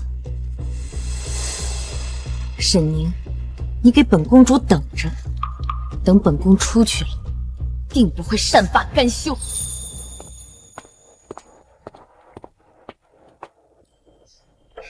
喜儿姑娘，你来的正好，给皇后娘娘准备的板栗烧鸡和几道清口小菜刚出锅，热气腾腾的，正合适带回宫去。沈夫人做事真是周到，光是闻着这飘出来的香味，奴婢肚子里的馋虫就要勾出来了，娘娘定会喜欢的。沈夫人，四公主特意让奴婢给您带个好消息，今日一早，傅大人在御书房向皇上求情，将昨日三公主闹事的事情全盘托出了。相公他当真去向皇上告状了？皇上可有怪罪相公御前失礼？沈夫人放心，皇上非但没有怪罪傅大人，反而震怒。皇上当场下了口谕，罚三公主闭门思过1个月，不许踏出宫门半步。这会儿三公主怕是在府里哭呢。多谢四公主惦念，若非公主昨日相助，今日又请姑娘来告知，民女心中实在难安。公主还说了，沈夫人是她的救命恩人，在这京城里，若往后还有哪个不长眼的来找您麻烦，您只管派人去四公主府递个口信，公主定会为您做主。公主大恩，民女无以为报。喜儿姑娘一路小心，待民女向四公主问好。奴婢省得，时合重，奴婢这便回宫复命了。沈夫人留步。喜儿姑娘慢走，路上小心。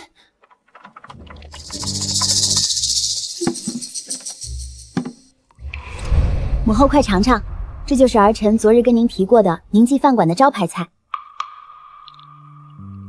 入口滑嫩，这板栗更是软糯香甜，鸡肉里竟渗透了果木的清香。御膳房做了这么些年，竟无一人能做出这般滋味。儿臣就说吧，宁姐姐的手艺绝非寻常厨子可比。皇上驾到！子居免礼，渊儿快起来！朕在殿外就闻到了一股浓郁的肉香，你们母女俩在吃什么好东西呢？陛下今日来得巧，渊儿从宫外带了他恩人亲手做的板栗烧鸡，臣妾方才尝了一口，果真美味非凡。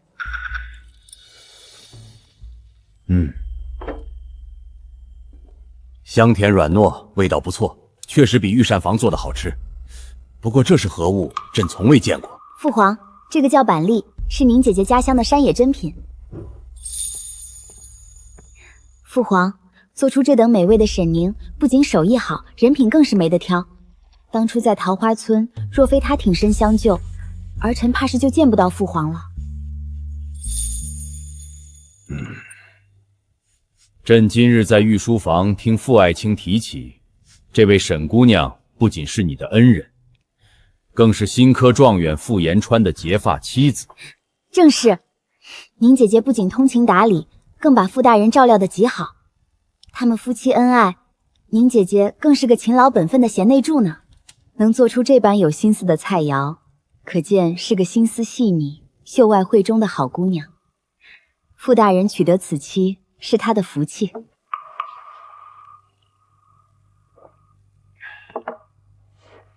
傅延川是个不可多得的青年才俊，没想到他的发妻也这般出色。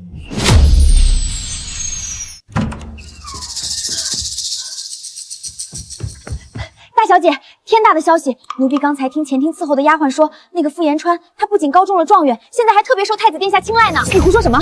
傅延川不过是个连饭都吃不起的穷书生，怎么可能考上状元，还能攀上太子？奴婢不敢撒谎。如今满京城都传遍了，傅大人已经是翰林院红人，大家都说他日后定能封相呢。青儿，小红说的是真的，傅延川这回是真的飞黄腾达了。咱们沈家这回是看走了眼啊！怎么会这样？早知道他这么有出息，当初我就自己嫁过去了。如今倒好，平白便宜了沈宁那个庶女，娘也后悔啊！谁能想到那穷酸鬼有状元命？如今沈宁摇身一变成了状元夫人，出门都有轿子抬着，真是气死人！不行，那状元夫人的位置本该是我的，沈宁不过是个替嫁的贱人。我要去找傅延川，把真相告诉他。小红，去把那件压箱底的织金装花裙拿出来，我要亲自去路口等傅延川。公主，您的禁足已经解了，咱们还去找那个粗鄙厨娘吗？不，去找傅延川，他越是抗拒，本宫就越是要得到他。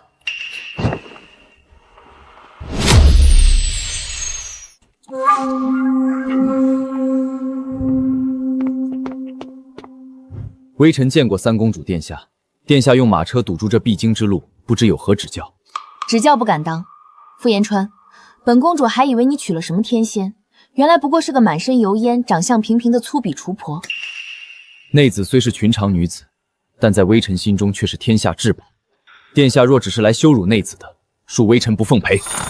傅延川，本公主给你最后一次机会，只要你休了那个上不得台面的厨娘，做本公主的驸马，本公主保你3年内坐上吏部尚书的位子。多谢殿下厚爱，微臣生是宁儿的人，死是宁儿的鬼。微臣这10年寒窗，求的是为国为民，朝堂升迁自有法度。微臣不屑走这等靠裙带攀附的偏门。傅延川，你别给脸不要脸！为了那个贱女，你连大好前程都不要了。这满朝文武，谁敢忤逆本公主？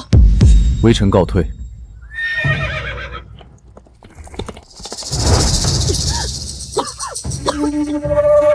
没用的东西，还愣着干什么？给本公主暗中跟着他！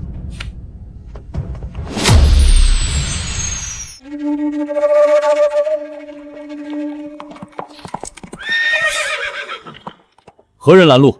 此乃官道，速速退去。延川，是我啊，我是沈清，你难道不认得我了吗？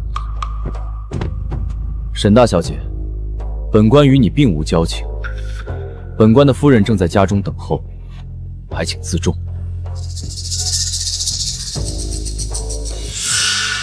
夫人，那个在傅家享福的沈宁，根本就是个骗子。延川，你被他骗了。延川，当初与你有婚约的人是我，是沈宁那个贱人，她嫉妒我，在出嫁前夜给我的茶里下了药，自己偷偷坐上花轿替嫁了过去。沈宁心机深沉，她抢了我的婚事，抢了我的身份，我才是你应该明媒正娶的状元夫人啊！沈大小姐编故事的本领倒是不小，只可惜替嫁之事，本官从一开始便心知肚明。你早就知道，那为什么？本官只娶沈宁，也只认沈宁这一个妻子。沈大小姐若再纠缠，休怪本官不念沈老爷的面子，送你去衙门问罪。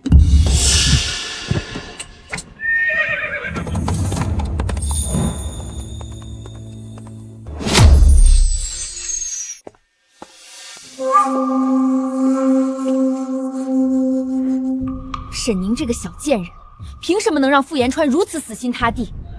我当不了贵夫人，你也别想当。等一下，这女子跟傅大人似乎有些恩怨。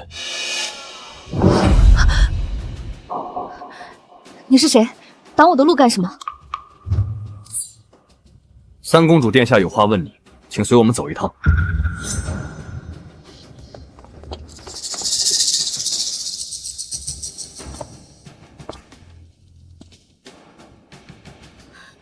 公主殿下，不知您召美女献来，所谓何事？公主问话，你只管如实回答便是。公主，本公主方才听属下说，你认识傅延川，还说要让沈宁做不成贵夫人。公主饶命！我认识傅延川，那沈宁根本不配做他的妻子，我才是应该嫁给他的沈家嫡女啊！好，把你知道的151给本公主说清楚，若有半句假话，本公主便将你交由大理寺依法查办。公主殿下，民女绝不敢说谎。那沈宁是民女家中的庶女，为人最是阴险狡诈。继续说，她怎么抢了你的婚事？当初父亲将民女许配给傅延川，本是一桩好姻缘。可沈宁嫉妒民女，竟下药迷晕了民女，强行换了嫁衣，坐上花轿。民女醒来时木已成舟。沈宁在傅家百般讨好，甚至威胁民女不许说出真相，求公主殿下为民女做主啊！真是踏破铁鞋无觅处，得来全不费工夫。傅延川，你口口声声说你那夫人贤良淑德，没成想竟是个强抢嫡女婚事的下贱货色。恭喜公主，抓到了这沈宁的致命把柄，这下看那傅大人还怎么护着她。你叫沈清是吧？今日起你便留在本公主府上，本公主会带你进宫，只要你在太后面前照方才的话说，本公主少不了你的好处。民女多谢公主殿下，民女一定在太后娘娘面前如实禀告，戳穿沈宁的真面目。沈宁抢夺婚事，德行败坏，本公主看你这次怎么死！祖母，儿臣近日在宫外听到了一桩荒唐事，实在替我答应的功臣副状元委屈。哦，满朝文武都说傅延川是国家栋梁，还有人敢委屈了他？平儿说说。祖母有所不知，傅大人那位夫人沈宁，她只是沈家不起眼的庶女，当年不择手段抢走嫡姐的婚事，靠着欺瞒顶替才嫁入傅家。如今风光做状元夫人，实在有违礼报。此言当真？抢夺婚事可是败坏门风的大罪。儿臣怎敢欺瞒祖母？祖母，这位便是沈家的嫡女沈清。娘娘，您慢些。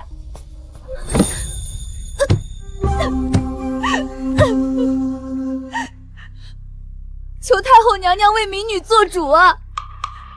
那沈宁嫉妒民女，在出嫁前夜给民女下了迷药，强行换了嫁衣待嫁过去。混账！天子脚下竟有这等欺世盗名之辈！去，传哀家旨意，把那个沈宁给哀家宣进宫来，哀家要亲自审问。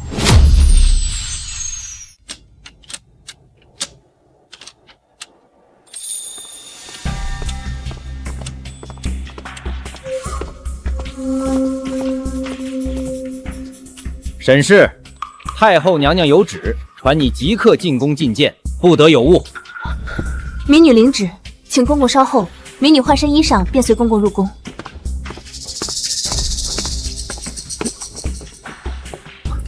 宁儿，我听说太后突然传召你，到底出了何事？我不知道是因为什么事，不过相公别急，兵来将挡，水来土掩。相公放心，不会有事的。你正在当差，不可意气用事。公公，本官陪内妻一同去给太后请安。傅大人，太后只宣了沈氏，不过您若执意要去，奴才也不敢阻拦。但若是太后震怒，这后果可要傅大人自己承担了。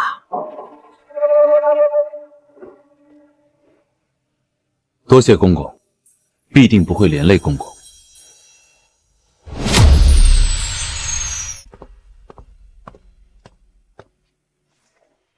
民女沈宁参见太后娘娘，愿太后万福金安。微臣傅延川叩见太后娘娘。傅大人，你竟也跟来了，看来你是被这妇人迷了心窍。太后娘娘，微臣不明白您的意思。沈氏，你可知罪？沈清状告你出嫁前夜下药害她，待嫁入傅家，你可有回娘娘的话，这是沈清的一面之词，是诬陷。沈宁，事到如今你还想狡辩？就是你抢了我的婚事，抢了我的状元夫人之位。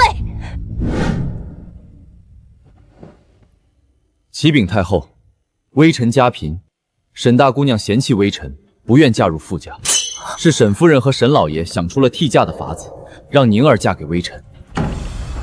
傅大人，你被他骗了！当年与你定亲的人明明是我。姐姐，当初傅家落魄，是谁嫌贫爱妇死活不肯嫁，哭闹着要母亲找人代嫁的？放肆！太后面前，岂容你这贱人颠倒黑白！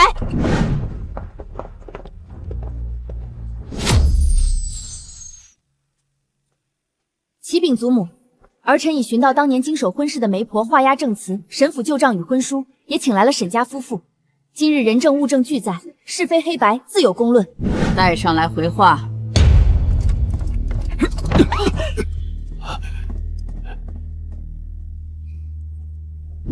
启禀太后娘娘，青儿所言句句属实啊！当年确实是沈宁这个逆女嫉妒长姐婚事，私下里给青儿下了迷药，这才强行换了嫁衣代嫁过去的。求太后为青儿做主啊！祖母，证据俱在，沈家夫妇若仍作伪证，可命人将他们分开问话，再交大理寺依法审理。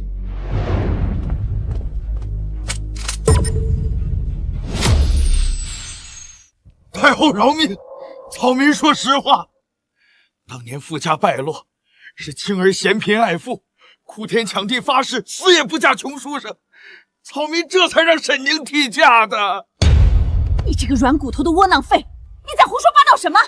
你怎么能为了保命，就生生毁了咱们青儿的名声？爹，你怎么能帮这个庶女说话？你糊涂啊！够了！当着哀家的面拉扯推诿，简直成何体统！亲生父亲都已招认，你们还在这儿大呼小叫，嫌贫爱富在先，如今又伙同公主捏造罪名，构陷胞妹，简直是不知廉耻！祖母息怒，儿臣也只是一时听信了沈清的一面之词，儿臣并无恶意啊！你闭嘴！你身为皇家公主，不分青红皂白，帮着外人寻衅滋事，丢尽了皇家的颜面。沈家欺瞒婚约，搬弄是非，即日起沈家财产全部充公，沈清、沈老爷、沈夫人即刻逐出京城，永世不得踏回半步。求太后饶命啊！民妇只是一时糊涂，求太后饶过这一次。沈氏，方才是哀家听信谗言，错怪了你。你心地良善，处事稳重，且起来吧。多谢太后明察，民女不委屈。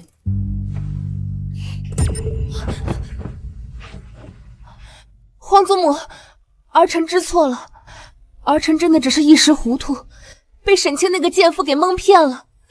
儿臣绝非有意欺骗您的呀！你还有脸叫哀家皇祖母？你身为皇家公主，锦衣玉食，不思为国分忧，反而整日嫉贤妒能，在后宫与外臣家眷勾结，败坏皇室风气。皇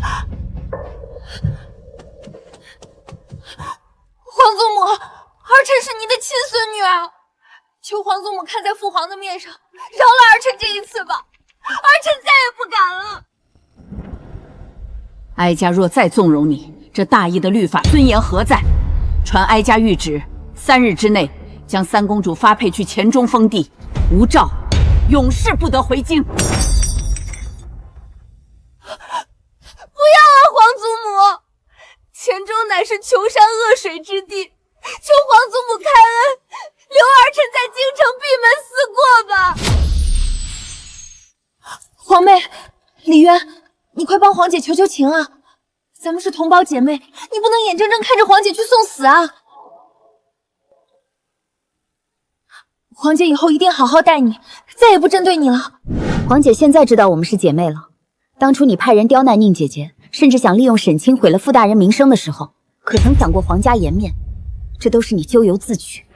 来人，把三公主给哀家拖下去，3日后立刻押送出京。皇祖母开恩啊！父皇救我！李渊，你这个落井下石的贱人，我恨你们！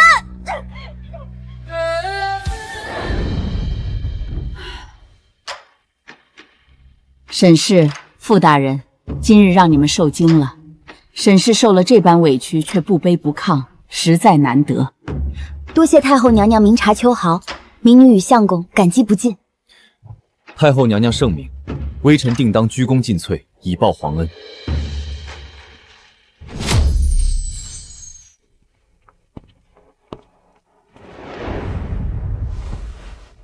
今日若非四公主及时带来证人与物证，还原当年真相，我和相公必定百口莫辩。四公主的这份恩情，沈宁铭记于心。四公主仗义出手，才保全了微臣家眷。日后殿下但凡有需要，微臣上刀山下火海，在此不辞。宁姐姐，快快请起。你在桃花村救过我的命，我若看着你被人欺负，却袖手旁观，那本公主成什么人了？况且我那三姐平日里就仗着皇祖母娇惯，行事越发没了分寸。我今日出面，也是为了皇家的颜面。无论如何，若非殿下筹谋周全，今日太后娘娘那一关，微臣与内子实在难过。如今沈清一家被驱逐出京，三姐也被罚去了封地，你们总算能过几天安生日子了。傅大人，你可要好好待宁姐姐。微臣定当视宁儿如命，绝不让她再受半点风雨。好啦，这宫里沉闷得很，你们快些回去吧。改日空了，本公主定要去你们那宁记饭馆大吃一顿。随时恭候公主大驾。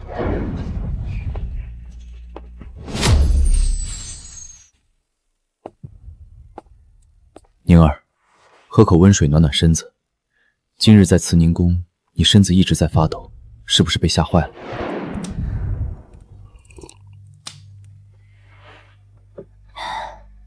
相公，其实今日在太后面前，我真的好害怕，尤其是父亲和母亲刚进殿时，还要咬定是我下药害了沈清。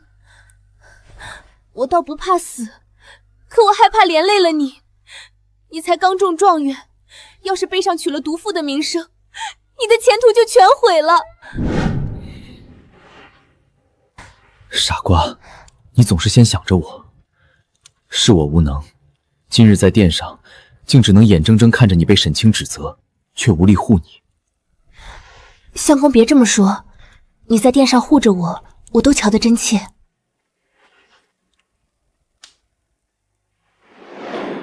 那日在拱桥，我便知道你并非沈家嫡女，可沈宁，与我同甘共苦的人是你，留在我心里的也只有你。我发誓，往后无论朝堂有何风雨，我都会挡在你身前，绝不会再让你受今日这般委屈。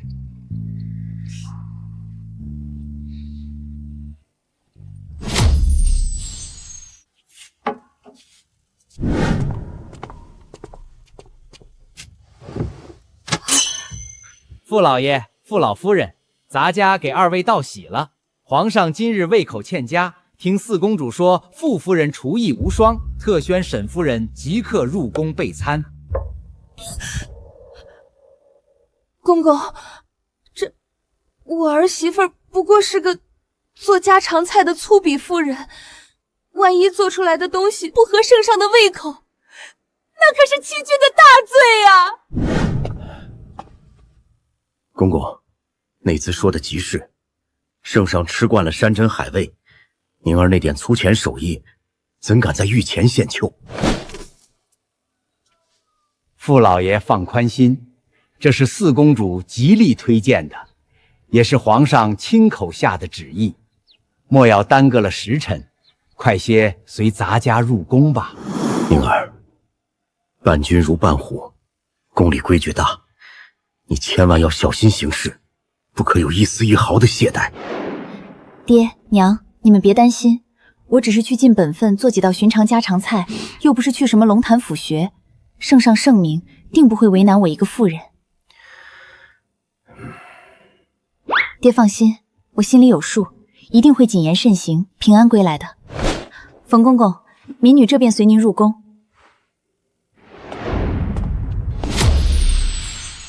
沈夫人，陛下说了，午膳无需铺张，6菜1汤即可，但一定要清爽开胃。姑娘请吧。民女省得了，这便做一做西湖醋鱼与玉竹青砂汤，多谢公公提点。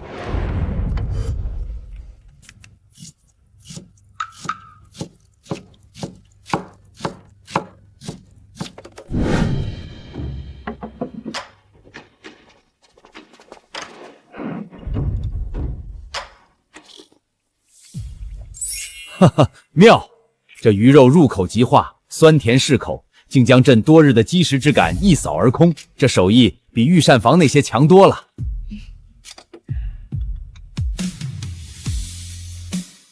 这汤也清润无比，入喉温润，当真是妙手回春的厨艺。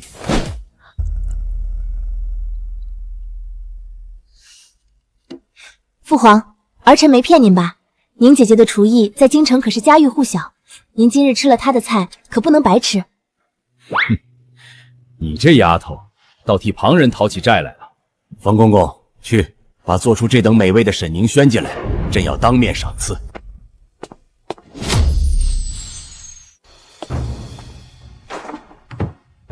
民女沈宁参见陛下，愿陛下万岁万岁万万岁。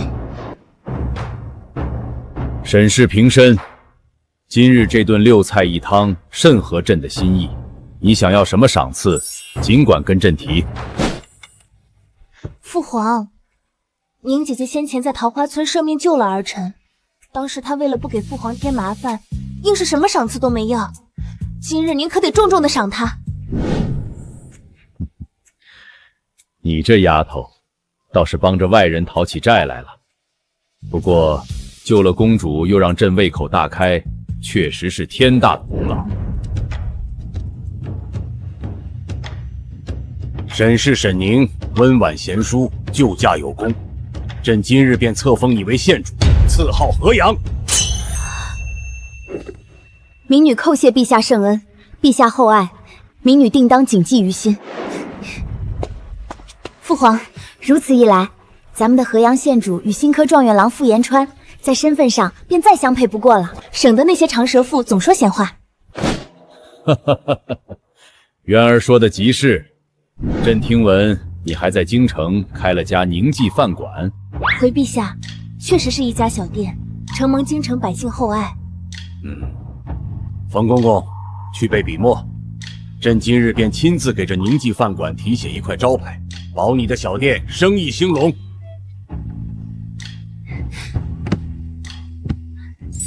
民女谢主隆恩，吾皇万岁万岁万万岁！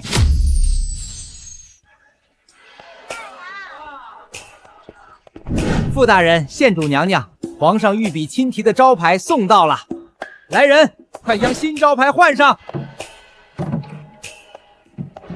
多谢冯公公亲自走这一趟，公公一路辛苦了。公公辛苦，请喝口热茶，稍作歇息。哎呦，傅大人客气了。皇上对县主的手艺可是赞不绝口，往后这生意啊，定会红火的不得了。咱家在这儿先给二位道喜了。天哪，你们快看那落款，那可是皇上的御笔朱砂印，这招牌是当今圣上亲手写的。可不是嘛，咱们京城这么大，能得圣上御笔亲题招牌的饭馆，这可是独一份啊。这位傅夫人如今可是皇上亲封的河阳县主，状元郎又深得器重，傅家这次真是光耀门楫了。差事办妥，咱家这便回宫复命了，二位留步。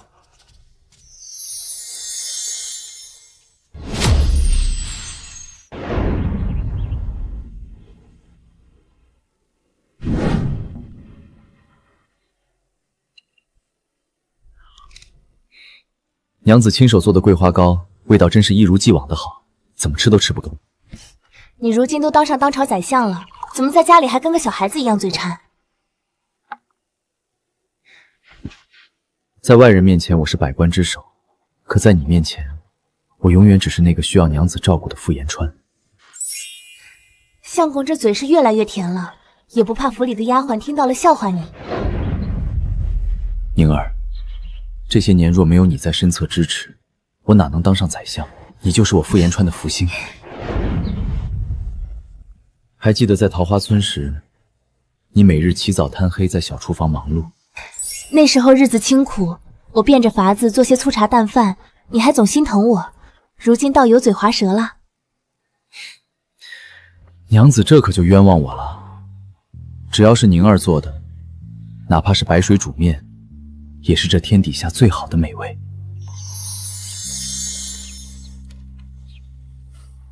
夫妻本是一体，能陪着你从桃花村走到今日，我心中只有欢喜，从未觉得辛苦。如今朝堂安定，往后余生，我天天陪着你，咱们再也不分开了。好，春阳百花，秋望月，只要有你相伴，此生足矣。